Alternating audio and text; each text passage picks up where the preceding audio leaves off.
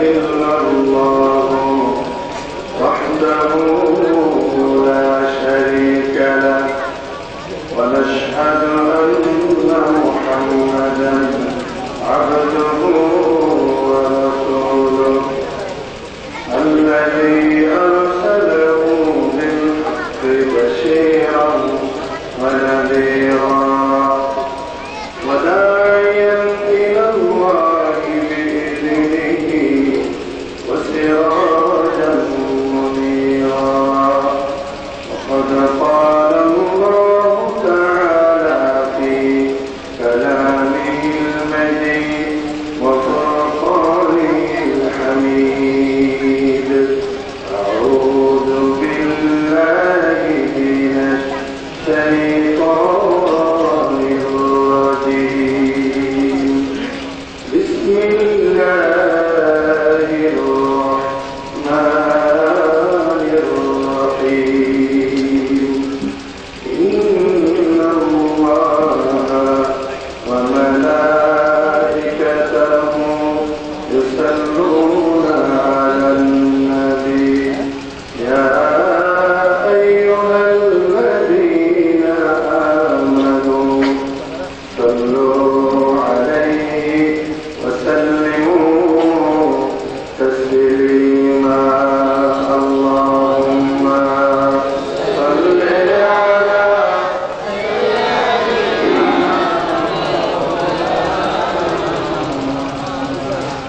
وعلى آل سيدنا مولانا محمد درج مقتشر اللهم صل على سيدنا مولانا محمد وعلى آل سيدنا مولانا بلغ العلا بكماله كشف الدجى بجماله أسهت جميع خصاله صلوا عليه مبارك بعد دنيا में وشاہ मुरसली आया कि जिनसे बढ़ के पैगंबर नहीं आया नहीं आया बिजमालिही कशफत दुजा बिजमालिही असलत जमीअ खसालिही बिस्मिल्लाहिर रहमानिर रहीम सुब्हानल्लज़ी अस्रा बिअब्दिही लैलन मिनल मस्जिदिल हराम इलल मस्जिदिल अक़सा الذي باركنا حوله لنريه من آياتنا إنه هو السميع البصير صدق الله مولانا العظيم পটুয়ারি শিক্ষাখোলা পাঞ্জেরি ইসলামী ঐক্য পরিষদের উদ্যোগে আয়োজিত অষ্টমতম বিশাল সিরাতুল নবী মাহফিলের সম্মানিত সভাপতি মঞ্চে উপস্থিত ওলামায়ে কেরাম সম্মানিত পরিচালক মুরব্বিয়ানে ইকরাম যুবক ভাইয়েরা ছাত্র বন্ধুরা মাইকের আওতায় সচেতন মা ও বোনেরা আসসালামু আলাইকুম ওয়া রাহমাতুল্লাহ। সর্বপ্রথম মহান আল্লাহর দরবারে আমরা শুকরিয়া আদায় করব যে আল্লাহ আমাদেরকে একটি সিরাতুল নবী মাহফিল নবীর জীবনী আলোচনার মাহফিলে বসার জন্য তৌফিক দিয়েছেন। সবাই বলেন আলহামদুলিল্লাহ। আন্তরিকভাবে আর একটু মহব্বতের সাথে বলি আলহামদুলিল্লাহ। এই পুনর্গুলো বলে নাই, আবার বলে আলহামদুলিল্লাহ। অসংখ্য দরুদ সালাম আখিরে নবী মানবতার মুক্তির দিশারি, সর্বশ্রেষ্ঠ এবং সর্ববৃহৎ রাসূল আখিরি নবী মুহাম্মদুর রাসূলুল্লাহ সাল্লাল্লাহু আলাইহি ওয়াসাল্লামের প্রতি যার জীবনী আলোচনার জন্য আজকে পাঞ্জাবি ইসলামী ঐক্য পরিষদ এত বড় ইন্তজাম করেছে। প্রধান মেহমান চলে এসেছেন। আমার বিষয়ের উপর আমি নির্দিষ্ট সময় কথা শেষ করে ইনশাআল্লাহ আলোচনা বসে আনবো। যারা রাস্তাঘাটে দোকানে বসে আছেন তারা মানবে চলে আসুন। এলাকার প্রতি যুব সমাজের একটা হক আছে, যে পাঞ্জাবি ইসলামী ঐক্য পরিষদ তাদের একটা অধিকার আছে, হক আছে। এই হকটা আদায় হওয়ার জন্য এলাকার মানুষজন যদি চেষ্টা না করে তাহলে আন্তরিকতা প্রকাশ পাবে না। এই জন্য আমি বলবো যারা যেখানে আছেন আর সদস্য ভাইরা বিশেষ জরুরি কাজ মেহমান নামাজি যারা আছেন তারা ছাড়া বাকি সবাই আমরা মাহফিলে বসে আলোচনা করলে এটা আজকে সিরাতুল মাহফিলের হক আদায় হল। আশা করি অনেক মুরব্বী আসলে নামাজের পর থেকে বসে আছেন কষ্ট করে ওয়াজ শোনার জন্য। আসলে ওয়াজ যারা শুনবেন তারা ওয়াজ শোনার জন্য এসেছেন। কারণ অন্যান্য সময় দেখা যায় মানুষের জ্বর তখন থেকে শুরু হয়, এছাড়া আমাদের আগ থেকে যখন গরু মহিষ লগে করা হয় তখন খারাপ জন্য কিছু খাবেন যেগুলো আছে। আজকে খানাটা মানে এই জন্য আসেন নাই, কিন্তু ওয়াজ শোনার যারা তারা এসে গেছেন আলহামদুলিল্লাহ বলি। আল্লাহ আমাদেরকে একটা নিয়ামত দিয়েছেন, সে নিয়ামতটা হচ্ছে একটা যুব সমাজ। যে যুব সমাজটা আমাদের জন্য, আমাদের সমাজের জন্য একটা নিয়ামত। কারণ এই যুব সমাজটা যারা পাঞ্জাবি ইসলামী ঐক্য পরিষদ বা এখানে আরো সংগঠন আছে আল্লাহ রাসূলের আদর্শের সংগঠন, এগুলো আমাদের যুব সমাজের জন্য, আমাদের এলাকার জন্য, আমাদের বয়স্ক সম্প্রদায়ের জন্য একটা নিয়ামত। কারণ এই যুব সমাজ ভিন্ন পথে দাবিত না হয়, ইসলামিক কালচারের বিপরীত সংগঠনের দিকে দাবিত না হয়, ইসলামী আদর্শের নিয়ম নীতি, ইসলামী আদর্শের মায়ামমতা ভালোবাসা এগুলো গ্রহণ করে।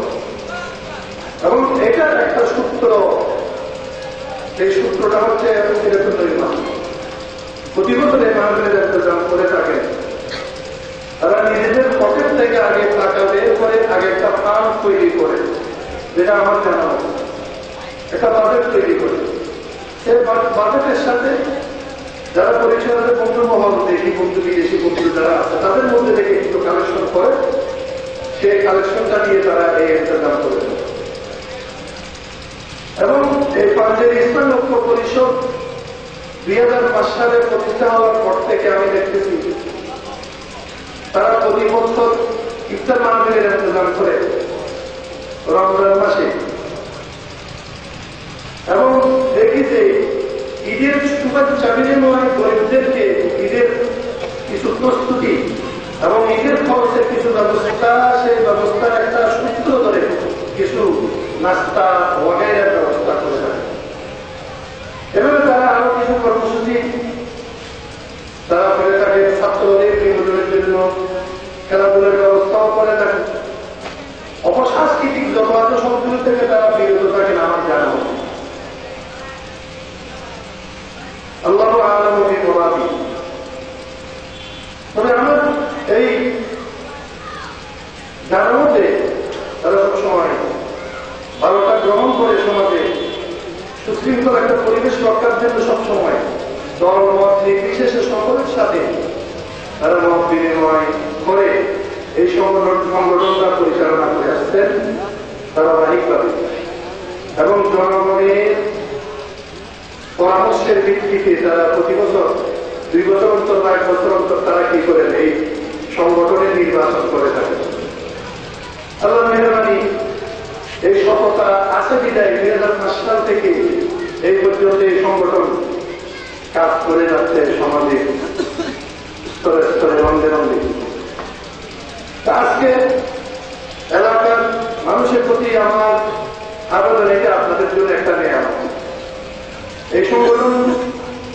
কাজ না করতো, আমাদের কোনো তাদের প্রতি জোর জবরদস্তি বা চাপাচাপির কোনো নিয়ম ছিল না। তারা যদি না করতো হয়তো আমরা এই ওয়াজ মাহফিলে যেতাম, আমরা পাইতাম না বা আলোচনা শুনতে পেতাম না। তাহলে তাদের নিয়ম যেমন আছে ভালো, তেমন কর্ম, নিয়ত যেমন হয় কর্ম তেমন, নিয়তের সাথে কর্মের সম্পর্ক, আর এখানে আছে সফলতা। আমি মনে করবো ভবিষ্যতেও সেই নিয়ত অনুযায়ী তারা কর্ম করে যাবে, আর সে অনুযায়ী তারা ফল ভোগ করতে পারবে। এটা যাই হোক, আমার দাওয়াত যেখানে যেখানে পৌঁছেছে আপনারা সকলে মাহফিলে উপস্থিত হয়ে পড়েন। আমি আজকে যে সূরা কালামুল্লাহ শরীফ থেকে যে সূরা বনী ইসরাঈলের শুরুতে যে আয়াত পাঠ করেছে, এই আয়াতের উপরে আমি নির্দিষ্ট সময়ের মধ্যে আমার বিষয়বস্তু শেষ করার জন্য চেষ্টা করবো। আল্লাহ সুবহানাহু ওয়া তাআলা যদি তৌফিক দান করেন। মাগরিবের আগে মাগরিবের পরে আলোচনা হয়েছে, ওয়াজ শুনেছেন এবং প্রধান পক্ষে এসে গেছেন। তো আমরা যে বিষয়টা আজকে এখানে আলোচনা করবো সেটা হচ্ছে নবী করিম সাল্লাল্লাহু আলাইহি ওয়াসাল্লামের মেরাজের বিষয়। নবী করিম সাল্লাল্লাহু আলাইহি ওয়াসাল্লামের মেরাজ, যেটা মেরাজ মানে প্রত্যেকে জানেন নবী করিম সাল্লাল্লাহু আলাইহি ওয়াসাল্লামের উচ্চতম, যেটা আপনারা মেরাজ নবী হিসেবে জানেন। এই বিষয়টা সকলে ওয়াজ করে না এবং মৌসুমে করে না। ওয়াজের জন্য মৌসুম দরকার নেই। আর মেরাজ যে রজব মাসে নির্দিষ্টভাবে হয় সেটা কেউ বলে না। মেরাজ রবিউল আউয়াল মাসে হয়, এটার প্রমাণ। মেরাজ রজব মাসে হয়, এটারও কি আছে। তাহলে মেরাজের জন্য নির্দিষ্ট তারিখ বা মাস নির্দিষ্ট নয়। কেহ কেহ বলেছেন রবিউল আউয়াল মাসে, কেহ কেহ বলেছেন রজব মাসে, কেহ কেহ বলেছেন রমজান মাসে, এইভাবে বলেছেন। তো নবী করিম সাল্লাল্লাহু আলাইহি ওয়াসাল্লাম এবং তার সাহাবীরা মেরাজে গিয়ে আল্লাহ নবী কি কাজ করেছেন, কি নিয়ে এসেছেন, এটার প্রতি ধ্যান দেওয়ার চিন্তা চেতনা ছিল। তারিখ গণনার বিষয়ে কোন তারিখ হয়েছিল, দিনটা কি ছিল, এটার বিষয়ে তাদের চিন্তা ছিল না। আমাদের তারিখের প্রয়োজন নেই, কারণ মেরাজে এমন কোনো কাজ নেই যেটার জন্য আমাদেরকে তারিখ জানতে হবে। যেমন রমজান শরীফের তারিখ না জানলে সমস্যা আছে, কারণ রমজান শরীফে রোজা ধরতে হবে। কোরবানির তারিখ আমাদের জানা দরকার, যেহেতু কোরবানি করতে হবে নির্দিষ্ট তারিখ। এইভাবে ঈদ আমাদের তারিখ জানার প্রয়োজন আছে। ঈদের তারিখ নবী সাল্লাল্লাহু আলাইহি ওয়াসাল্লাম নির্ধারণ করে দিয়েছেন, সেই হিসেবে তারিখ জানার প্রয়োজন। মেরাজের তারিখ জানার আমাদের প্রয়োজন নেই, কারণ মেরাজের নবীর ঈদে আল্লাহ এবং রাসূলের শরীয়ত আমাদেরকে কোন ইবাদত নির্দিষ্ট করে দেন নাই। এই দিনে রোজা রাখতে হবে বা এই দিনে এতগুলো নামাজ পড়তে হবে, কোরআন তেলাওয়াত করতে হবে। এই জন্য আমাদের তারিখের প্রয়োজন নেই। মেরাজ থেকে কি শিক্ষা আমরা অর্জন করবো সেই বিষয়ের উপর আলোচনা। এই জন্য আল্লাহ পাক রব্বুল আলামিন সুবহানাল্লাযী আসরা বি'আবদিহি লাইলান মিনাল মাসজিদিল হারাম ইলাল মাসজিদিল আকসা الذي باركنا حوله لنريه من آياتنا إنه هو السميع البصير। মহান রব্বুল আলামিন পবিত্র কোরআন শরীফে বলেন, ওই সত্তা সুবহানাল্লাযী, পবিত্রতা ঘোষণা করছে ওই আল্লাহ, যিনি আল্লাহ সুবহানাহু ওয়া তাআলা বিআবদিহি, তার বান্দাকে আসরা সফর করেন, ভ্রমণ করালেন। বিআবদিহি, তার বান্দাকে রাতের একটি অংশে মসজিদে হারাম থেকে মসজিদে আকসা পর্যন্ত। তাহলে সুবহান শব্দ দিয়ে যে কথাটা আল্লাহ শুরু করেছেন, সেই কথাটা একটু গুরুত্বপূর্ণ, যে কথাটার জন্য সুবহানাল্লাহ দিয়ে সুবহান শব্দ দিয়ে শুরু করেছেন। কারণ আশ্চর্যজনক কোন বিষয় যখন কোরআন শরীফে আলোচনা করা হয়, আল্লাহ রব্বুল আলামিন সেখানে সুবহান দিয়ে আরম্ভ করেছেন। আর বিষয়টা এত গুরুত্বপূর্ণ, নবী করিম সাল্লাল্লাহু আলাইহি ওয়াসাল্লামকে ঊর্ধ্ব কবরে নিয়ে গেলেন আল্লাহর বিশেষ ও শিক্ষার জন্য। নিদর্শন দেখে পর্যন্ত। এই কারণে আল্লাহ পাক রব্বুল আলামিন সুবহানাহু দিয়ে সেই কথা শুরু করেছেন। এই সূরার শুরুতে আল্লাহ পাক রব্বুল আলামিন নবী করিম সাল্লাল্লাহু আলাইহি ওয়াসাল্লামের মেরাজ সম্পর্কে, আল্লাহর নবীর শিক্ষা, মেরাজের শিক্ষা সম্পর্কে, সালাতের শিক্ষা সম্পর্কে বলার পরে পুরো বনী ইসরাঈলের কথার উপরে বনী ইসরাঈলের ইতিহাস বর্ণনা করলেন। কারণ নবী করিম সাল্লাল্লাহু আলাইহি ওয়াসাল্লাম এবং নবী করিম সাল্লাল্লাহু আলাইহি ওয়াসাল্লামের উম্মতের জন্য এটা একটা বড় শিক্ষা। যে নবীকে মেরাজে নিয়ে গেলেন, যে নবীর উপরে সালাত কায়েম করলেন, যে নবীর উপরে সালাতকে ইবাদতকে নির্দিষ্ট করে দিলেন, সে ইবাদতকে তোমরা অনুসরণ করতে হবে না হয়। এই নবীর আগে অনেক নবীর আগমন হয়েছিল, তারা নাফরমানি করার কারণে তাদেরকে আমি অপদস্থ বিপর্যস্ত করেছি। এই জন্য নবী করিম সাল্লাল্লাহু আলাইহি ওয়াসাল্লামের মেরাজের কথার পরে সেখানে বনী ইসরাঈলের পয়গম্বরদের ইতিহাস এবং পয়গম্বরদের সাথে যারা নাফরমানি করেছে তাদের ইতিহাস বলে রয়েছে। আল্লাহ সুবহানাহু ওয়া তাআলা কোরআন শরীফে বলেন যে আসরা বিআবদিহি লাইলান, রাতের একটি অংশে আমি ভ্রমণ করালাম। আল্লাহ ভ্রমণ করালেন মিনাল মসজিদিল হারাম ইলাল মসজিদিল আকসা। মসজিদে হারাম মানে মক্কা শরীফ অবস্থিত আল্লাহ বাইতুল্লাহ শরীফ, আর মসজিদে আকসা মানে যেটা 2000 কিলোমিটার দূরে, 2000 কিলোমিটার থেকে আরো বেশি দূরে, যেটা গোড়ায় চলে বা মোটে চলে যেতে 1 মাসের সময় লাগতো, যে এলাকা, সে এলাকা ফিলিস্তিন, সিরিয়া বা সেই এলাকায় অবস্থিত বাইতুল মুকাদ্দাস, সেটাকে বলা হয় মসজিদে আকসা। পৃথিবীতে 4টা বড় বড় স্থান আছে, বড় বড় মসজিদ সম্মানিত স্থান আছে। সেই মসজিদ সমূহের মধ্যে সর্বপ্রথম হচ্ছে বাইতুল্লাহ শরীফ, মক্কার মসজিদে, যেটা আল্লাহ। আর দ্বিতীয় হচ্ছে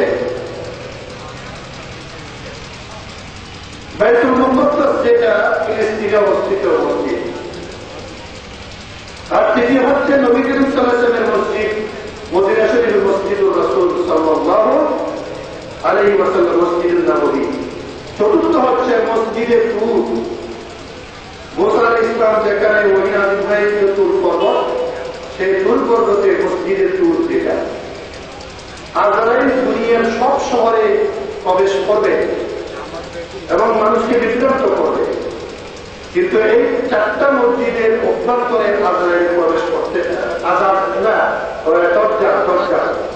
দরজা পৃথিবীর সমস্ত শহরগুলোতে প্রবেশ করবে।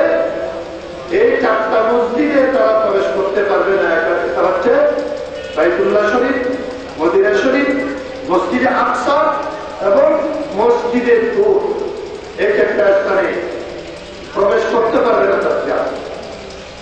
এই জন্য নবী করিম সাল্লাল্লাহু আলাইহি ওয়াসাল্লামকে আল্লাহ রাতের অংশে ভ্রমণ করালেন বাইতুল্লাহ শরীফ থেকে। কোথায়? মসজিদ আকসা, ফিলিস্তিনে অবস্থিত। রাতের অল্প সময় নবী করিম সাল্লাল্লাহু আলাইহি ওয়াসাল্লামকে আল্লাহ সুবহানাহু ওয়া তাআলা মেরাজে নিয়ে গেলেন।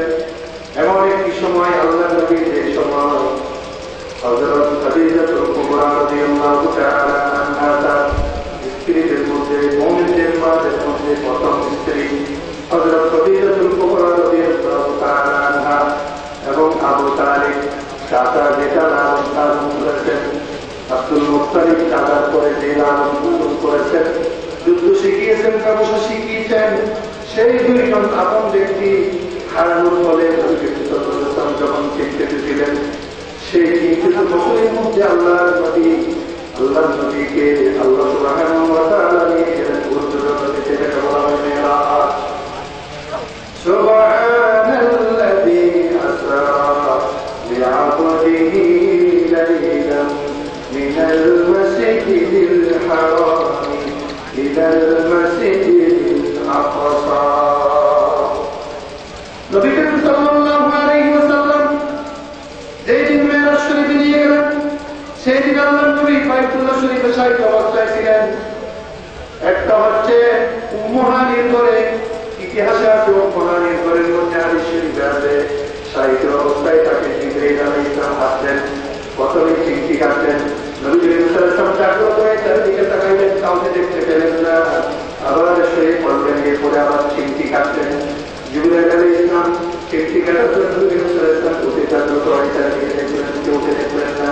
এরপরে আবার ঘুমিয়ে পড়লেন, আবার চিমটি কাটলেন। নবী করিম সাল্লাল্লাহু আলাইহি ওয়াসাল্লাম আবার উঠে দেখলেন, জিবরাইল আলাইহিস সালাম সামনে উপস্থিত। সুবহানাল্লাহ। হযরত রাসূল আকরাম সাল্লাল্লাহু আলাইহি ওয়াসাল্লামকে তার উপরে হাত করলেন, পক্ষ বিদীর্ণ করলেন, সিনাকে বলে সেই পক্ষ যেটা কলিজা, সে পলক যেটা, সেই পলক থেকে তার সে অন্তরটাকে বলে জান্নাতের পানিটা সেটাকে দ্রুত করলেন, আর সেখানে বসিয়ে দিলেন। মুহাম্মদুর রাসূলুল্লাহ সাল্লাল্লাহু আলাইহি ওয়াসাল্লাম দিয়ে দ্রুত হতে যাবেন। বিশাল সফর, বড় সম্মানিত সফর।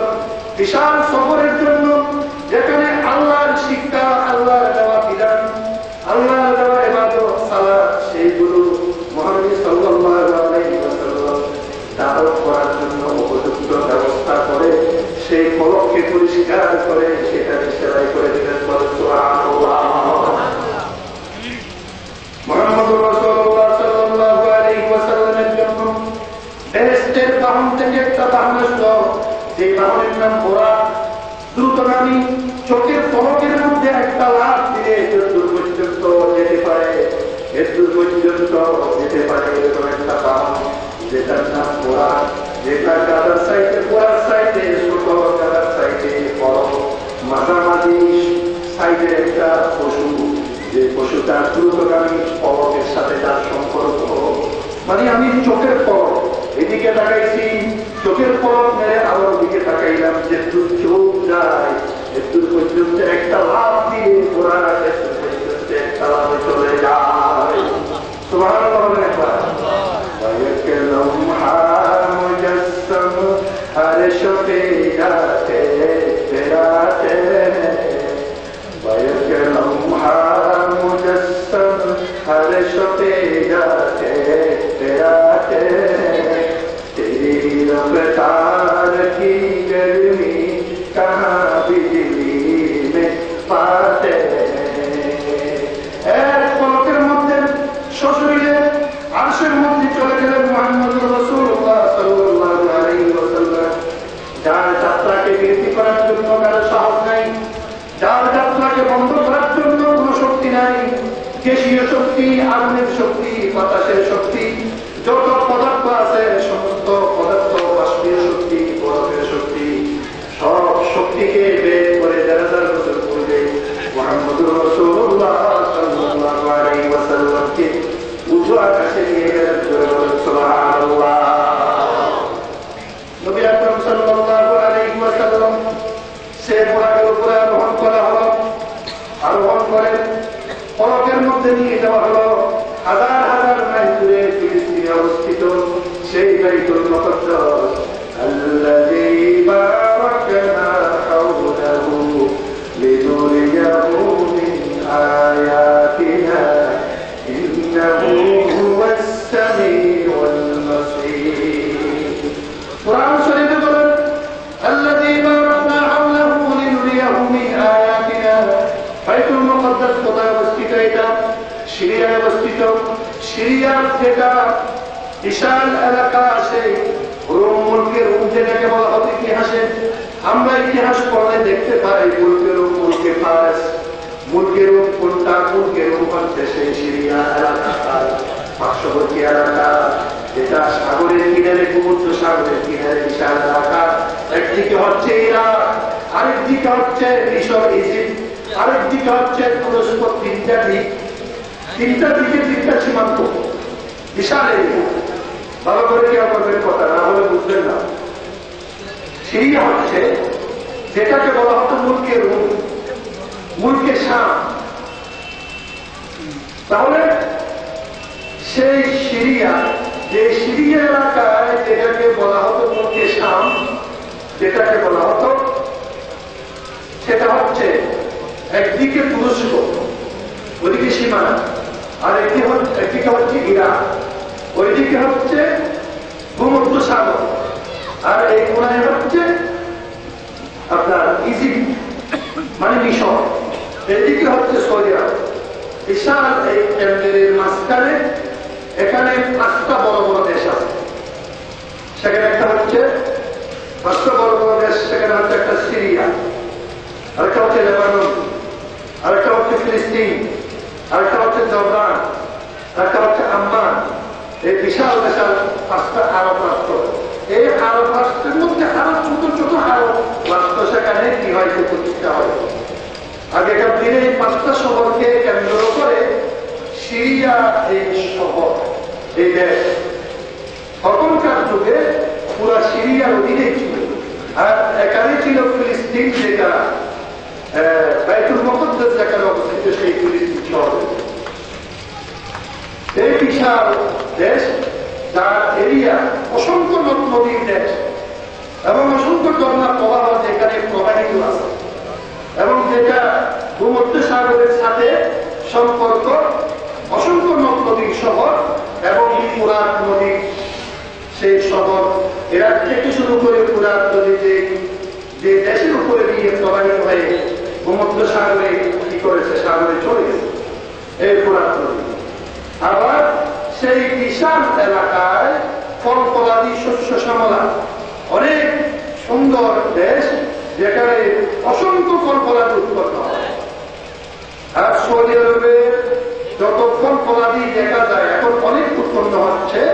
আগেকার দিনে সেই সমস্ত সিরিয়া সেই এলাকা থেকে সমস্ত ফল ফলাদি আমদানি করা হতো কোথায়, সৌদি আরবে, সেই সিরিয়ার এলাকা থেকে, যেখানে আল্লাহ কোরআন শরীফে বলেছে আল্লাযী বারাকনা হাওলাহু লিনুরিয়াহু মিন আয়াতিনা ইন্নাহু হুয়াস সামিউল বাসীর। তার চারদিকে বরকতে পরিপূর্ণ এমন মসজিদে আকসায় আমি ভ্রমণ করালাম, যে শহরে পরিপূর্ণ বরকতময়, আমি বরকতময় বগিচার নির্ধারণ করেছি। সেই বগির নাম হচ্ছে সিরিয়া। সেই সিরিয়ার এলাকায় বাইতুল মুকদ্দাস যেখানে অবস্থিত, সেখানে মুহাম্মদুর রাসূলুল্লাহ সাল্লাল্লাহু আলাইহি ওয়াসাল্লামকে নবীদের জন্য, সমস্ত নবীদের জন্য কিবলা ছিল সেই বাইতুল মুকদ্দাস। বনী ইসরাইলের সমস্ত পয়গম্বরদের কিবলা ছিল বাইতুল মুকদ্দাস। সেই বাইতুল মুকদ্দাস যেখানে নবী করিম সাল্লাল্লাহু আলাইহি ওয়াসাল্লামকে ভ্রমণ করালেন এই জন্য। আর আল্লাহ নবী সেই বাইতুল মুকদ্দাসে গিয়ে মক্কা শরীফের দিকে কিবলা করে নিয়ত সামনে দাঁড়িয়ে সেখানে নামাজের নিয়ত করলেন।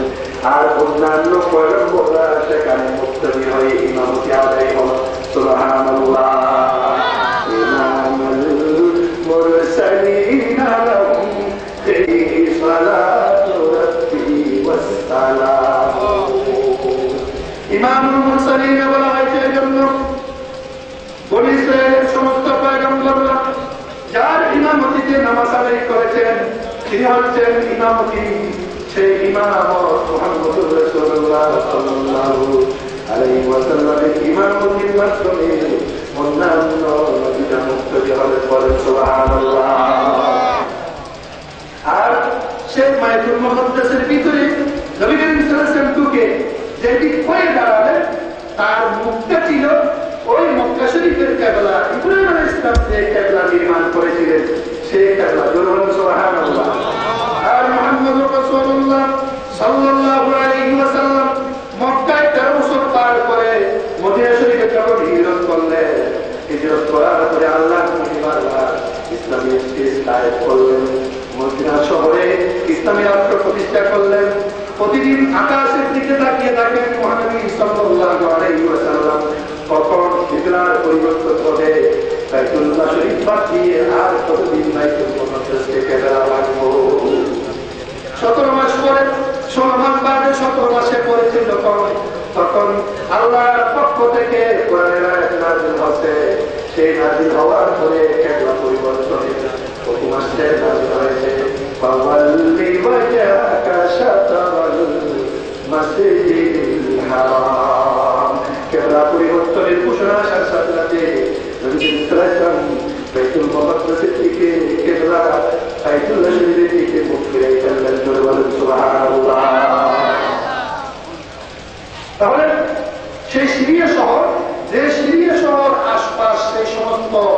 এলাকা, যে এলাকায় বরকত পরিপূর্ণ করলেন আল্লাযী বারাকনা হাওলাহু লিনুরিয়াহু মিন আয়াতিনা। এইগুলো নবী করিম সাল্লাল্লাহু আলাইহি ওয়াসাল্লামকে দেখানোর জন্য আল্লাহ নবীকে আল্লাহ গ্রহণ করাইলেন। সুবহানাল্লাহ। কারণ নবী করিম সাল্লাল্লাহু আলাইহি ওয়াসাল্লামের পূর্বে নবী করিম সাল্লাল্লাহু আলাইহি ওয়াসাল্লাম মক্কায় নবুয়তের পূর্বে 40টা বছর অতিক্রান্ত করলেন, আর মক্কা শরীফে নবুয়ত প্রাপ্ত হওয়ার পর 13টা বছর অতিক্রান্ত হচ্ছে। এতদিন পর্যন্ত তিনি বাইতুল মুকাদ্দাস ফিলিস্তিন যাওয়ার কোনো সুযোগ হয় নাই, ভ্রমণ করে নাই, অন্যান্য নবীদের স্থানগুলো নিদর্শনগুলো দেখার সুযোগ হয় নাই। আল্লাহ নবী সাল্লাল্লাহু আলাইহি ওয়াসাল্লামকে সেটা ভ্রমণ করালেন। আর সে বাহনের উপরে আরোহণ করে সে রাতের গভীরে নবী করিম সাল্লাল্লাহু আলাইহি ওয়াসাল্লাম জিবরাইল আলাইহিস সালাম সঙ্গে ছিলেন। রাতের গভীরে জিবরাইল আলাইহিস সালাম সহ পলকে পলকে সেই পলকের মধ্যে চলে গেলেন ফিলিস্তিনের বাইতুল মুকাদ্দাস মসজিদে। আর সেখানে যাওয়ার পর সেখান থেকে উঠল আরোহণ করলেন, উর্দুগমন করলেন। নবী করিম সাল্লাল্লাহু আলাইহি ওয়াসাল্লাম বললেন, আমার জন্য সেই নির্ধারণ করা হোক, যে সিঁড়িটা কত সুন্দর সেটার বর্ণনা আমি দিতে পারবো না। একবার সুবহানাল্লাহ বলেন।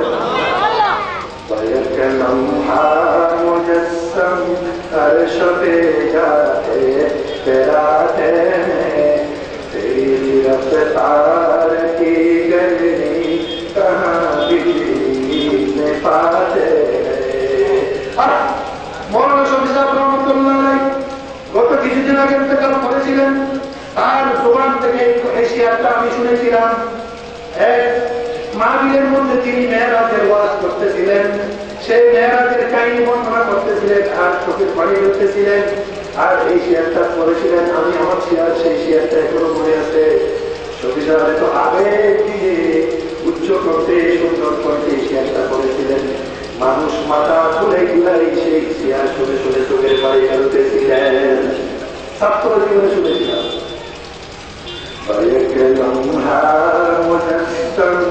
अर्श पे जाते तेराते तेरी रफ्तार की गली कहाँ बिजली में पाते। एक पलकेर मध्य चले गেলেন, আরশ পর্যন্ত আরোহণ করলেন। আর তিনি যাওয়ার পথে কোনো বাধা, আগুন পানি সব কিছু আছে। আকাশ থেকে বিশাল পৃথিবী থেকে আর আসমান পর্যন্ত বিশাল জগৎ, যেটা আমরা চোখ দিয়ে দেখি না। আল্লাহ বলেন সেই জগতের মধ্যে এত ভান্ডার আছে যে ভান্ডারগুলো আল্লাহ ছাড়া কেউ জানেন না।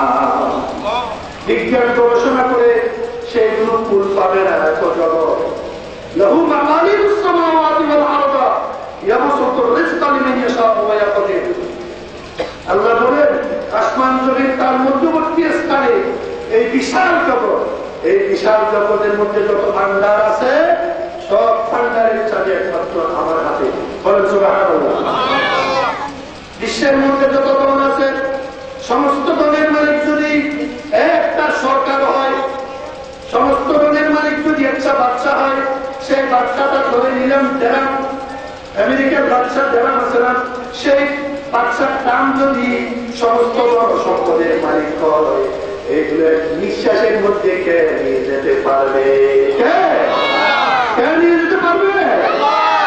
আল্লাহ নিয়ে যেতে পারবে।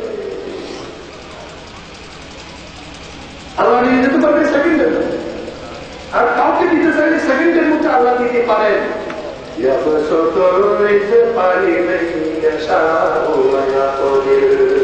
আল্লাহ চাইলে কাউকে ধনী বানাবেন, কাউকে গরিব বানাবেন, এই কথা আল্লাহর হাতে।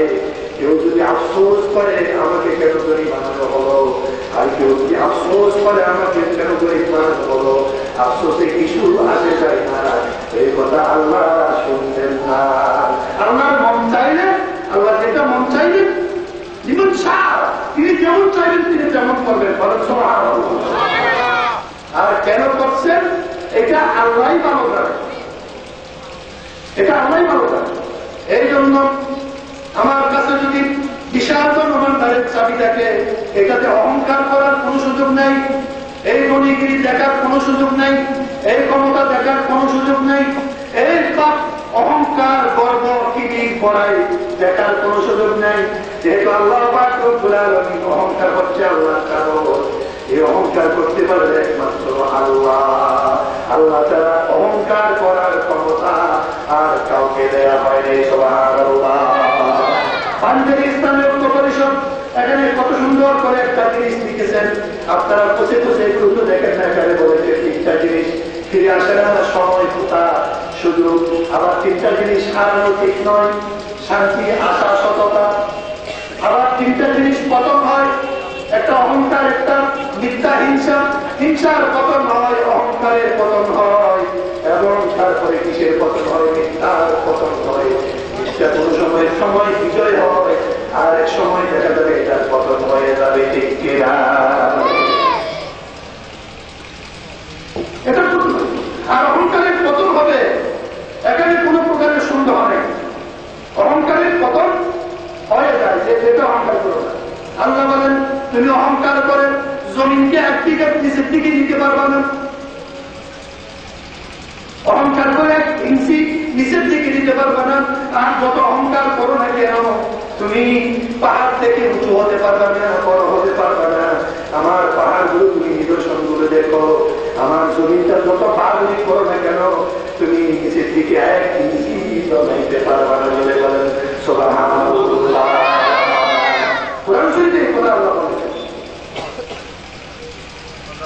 কেউ করতে हैं गुमान बंदे, क्यों करते हैं गुमान रे, क्यों करते हैं गुमान। গানটা আমার একটা করি ভালো লাগছে, কিন্তু এই দুইটা করি ভালো লাগলো পরবর্তীতে গানটা। এটা একটা শিল্পী গাইছে, গানের মধ্যে বলছে কেউ করতে हैं गुमान। गुमान কেন করো? অহংকার করো। কিসের অহংকার? কিসের অহংকার? দুনিয়া ভালো দিনকু জানো, এগুলো মানেছি আমি। দুনিয়া ভালো দিনকু জানো, কোরআন হাদিস কি कहना মানো। বুঝেছেন ভাষা? বুঝেছেন? এই দুনিয়াবাসীরা দিনকে বুঝেন এবং কোরআন হাদিসের হুকুম মানেন। এই আহ্বান এই গানের মধ্যে আমি বললাম, কেউ করতে हैं गुमान रे बंदे, কেউ করতে हैं गुमान। অহংকার করা যাবে না। দুনিয়া ভালো দিন তো জানো, কোরআন হাদিস কি कहना मानो, फिर बढ़ जाए ईमान रे बंदे, क्यों करते हैं गुमान रे, क्यों करते हैं गुमान। বলেন সুবহানাল্লাহ। আল্লাহ বলেন অহংকার করবে না।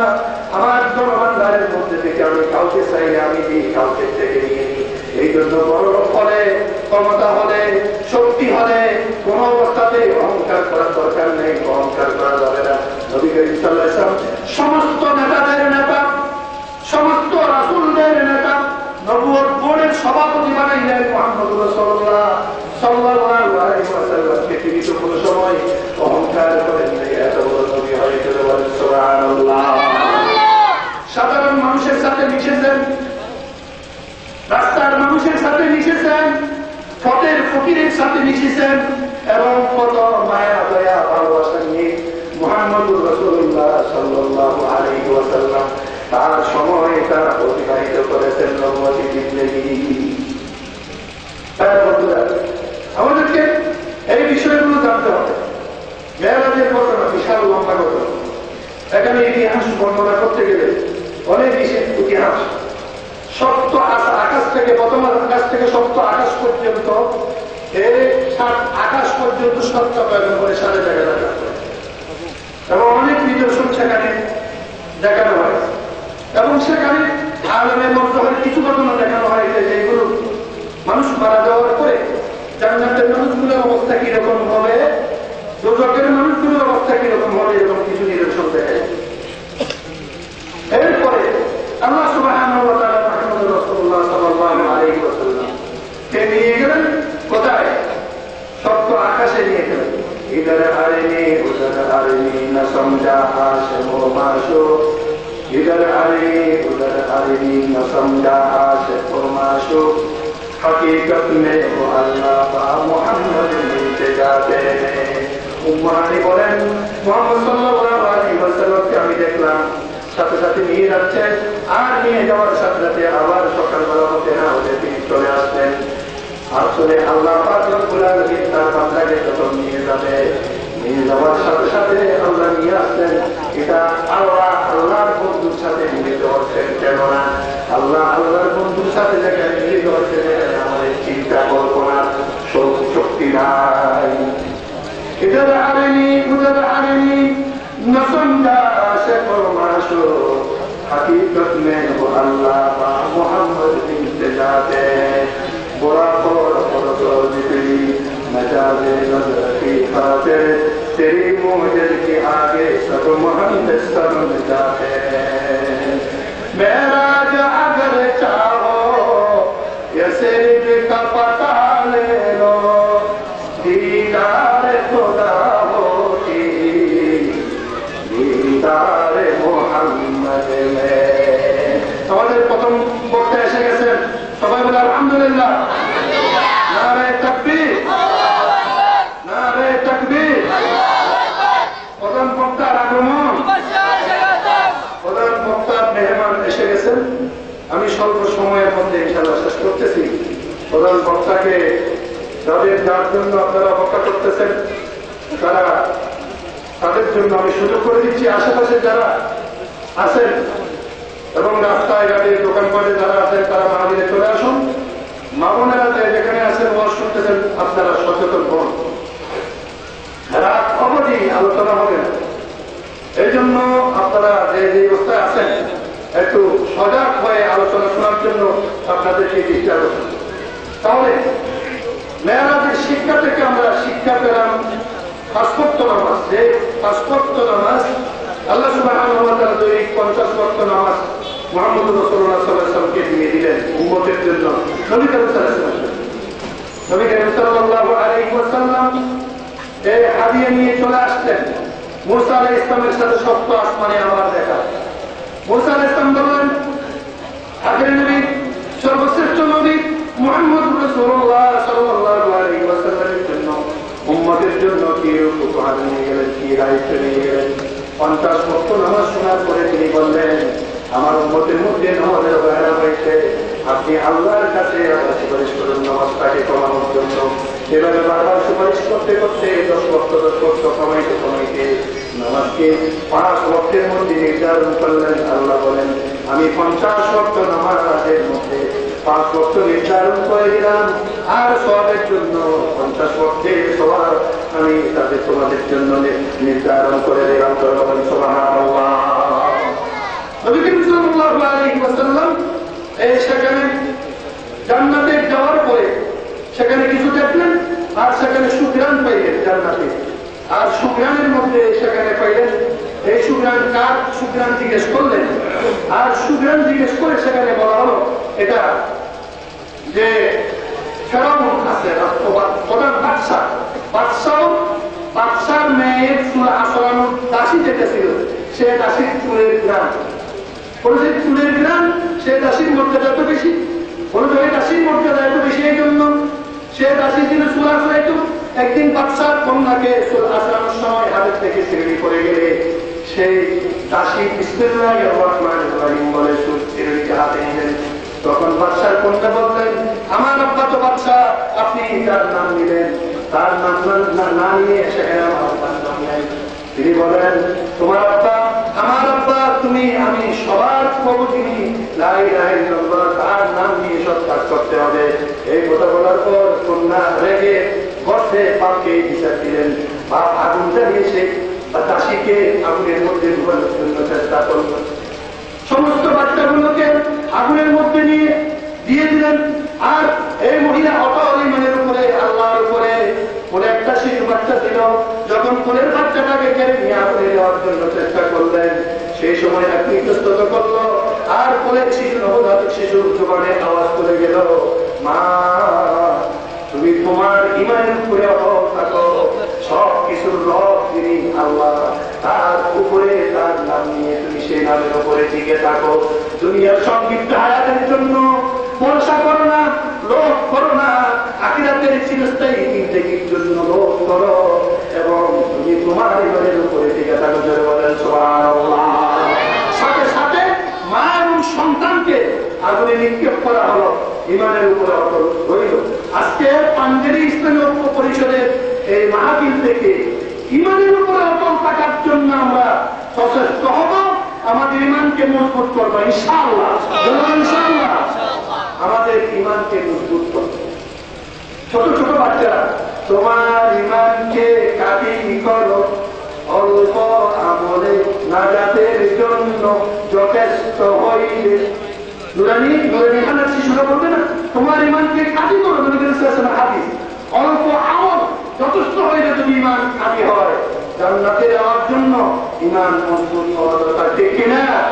আজকে মেরাজের শিক্ষা থেকে বাকি কোন সময় আলোচনার মধ্যে ইনশাআল্লাহ মেরাজের বাকি আলোচনা করি ইনশাআল্লাহ আমি করবো। আল্লাহ সুবহানাহু ওয়া তাআলা প্রত্যেককে আজকে পাঞ্জেরি ইসলামী ঐক্য পরিষদের এই মাহফিল থেকে সুন্দর শিক্ষা, সুন্দর আদর্শ, ইমানের উপর অটল থাকার শিক্ষা অর্জন করে আমরা যাতে বাকি জিন্দেগি অতিবাহিত করতে পারি। তৌফিক দান করুন।